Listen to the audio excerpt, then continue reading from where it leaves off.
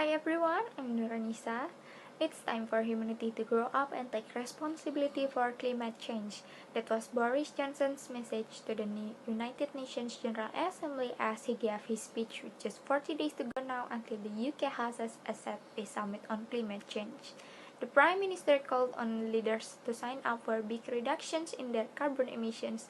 It would mean developing countries phasing out power generation from coal with help from richer nations.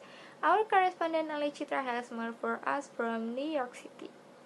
It was not for the faint-hearted. This frenetic trip, the Prime Minister covered a lot of ground. He shook a few hands, conducted a few interviews, visited a few sites, even took a train ride.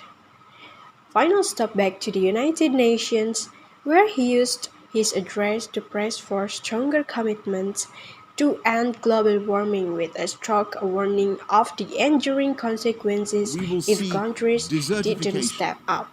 drought, crop failure, and mass movements of humanity on a scale not seen before. Not because of some unforeseen natural event or disaster, but because of us, because of what we are doing now.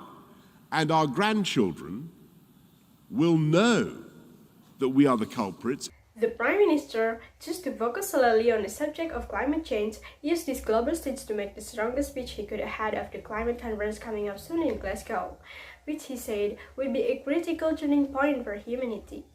It helped to have an American president on side Joe Biden pledged to double US contributions for developing nations to tackle climate change. That was a big win for Mr. Johnson, who was determined to command a crucial relationship that had its rocky moments.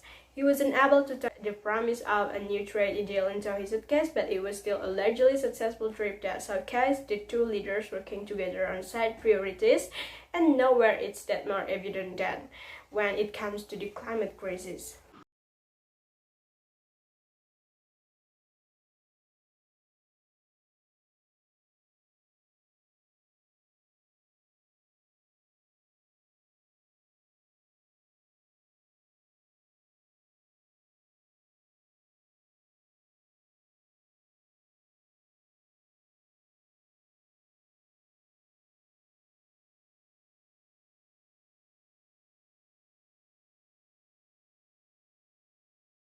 Mr. President, see you in Glasgow. Thank you. Alya, Citra, BBC News, New York.